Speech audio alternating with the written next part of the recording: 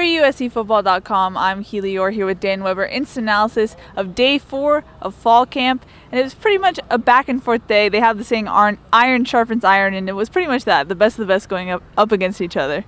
Yeah, in general, you would think the quarterbacks, I think all three quarterbacks look good today. You had some great plays by the wide receivers.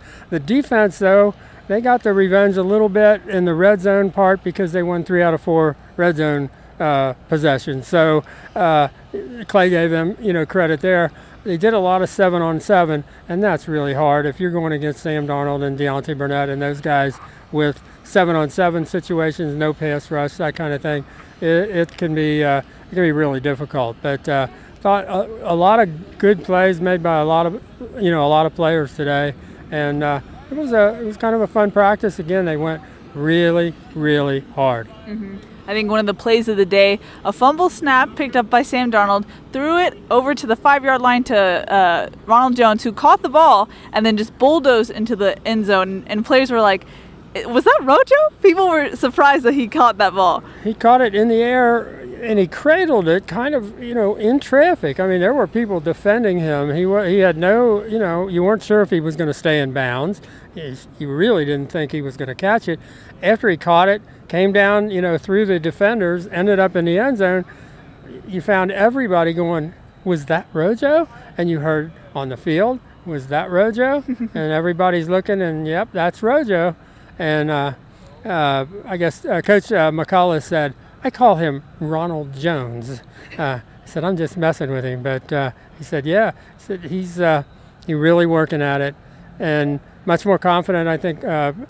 Shotgun heard from Said Ware about how much more confident he is, and then Sam talked about how much time he spent on the jug machines, how much he's worked on his nutrition. They've got a plan for him to get him off of McDonald's and Taco Bell as late night places to go, and so he's real proud of the fact that there's a little discrepancy. He says he's 205. Coach Helton says he's 207. Whatever. He's 10 pounds at least, bigger than he was last year, and looked just explosive because they ran one of those classic outside zone plays, and they really knocked the edge guy out, and he took off, and he had a 25-yard touchdown against the first defense with almost a hand not being laid on him. He just and you just say, well, the explosiveness is still there. It's just in a little bit, bigger package.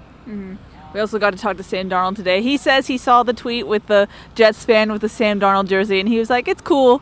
You don't see that every day, but it's cool, I guess. Yeah, I like it because he makes that comment. You don't see that every day. No, you don't. I don't think I quite remember ever seeing that with a college guy still, a redshirt sophomore, and the team that hopes they're going to finish last is already guys that are in New York City are wearing his jersey to the ball. It was a Mets game, and a Jets fan is wearing the green and white Darnold jersey.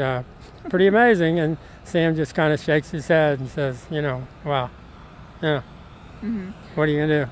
As far as the 3 interceptions go the other day, we talked to him and he said it's just part of the process. He's just figuring it out. But he says that it's not that big of a deal, and we didn't even think it was that big of a deal. He hasn't forced any really since then. He's thrown a couple up where he thought, his guy was going to get the ball at the end line, and Kerry Angeline did, and Rojo did today. But you don't see him doing that with some of the younger guys that maybe that happened where he was testing them a little bit. You do see him going to Deontay, and he and Deontay are really special. And even today, when we saw Deontay down for a good 2 minutes after he made a one-handed catch at the sidelines, came down kind of awkwardly.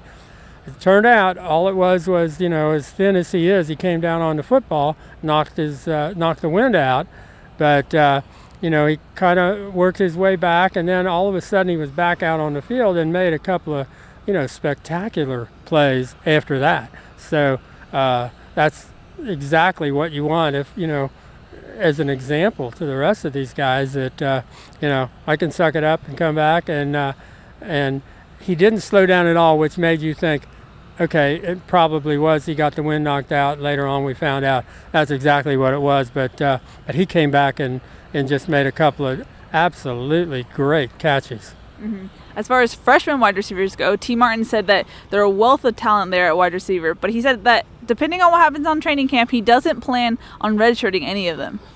I wouldn't think so. I mean, I think both of them are physically mature. Randall Grimes and Joseph Lewis. Joseph was one of the very much expanded Rehab Island crew today. I mean, you had a lot of people. Chuma ended up over there with a slight hamstring. I guess Joseph had a hamstring. Groin. Or he had a groin.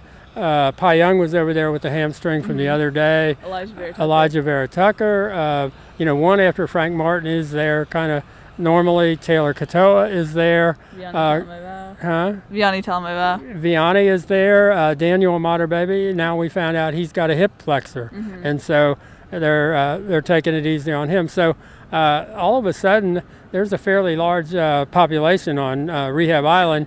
Nothing, that kind of serious from this year. Just more of, well, we want to take it, carefully, conservatively, and not make it, as Clay said about Daniel. We don't want it to end up being a 4 to 5 week thing. We want to, stop it right now. But there were some guys missing that, we haven't had that almost at all. And today, you kind of noticed it a little bit.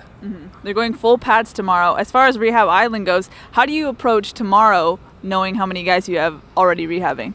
See, I don't think that's the beauty of this, this roster is you've got a lot of guys, they're really going 3 deep in terms of, they run, three teams on offense and defense. So it's not much of a problem, right now. I mean, it's the kind of thing that a year ago would have been a little bit of a problem, and today not going to be a problem at all.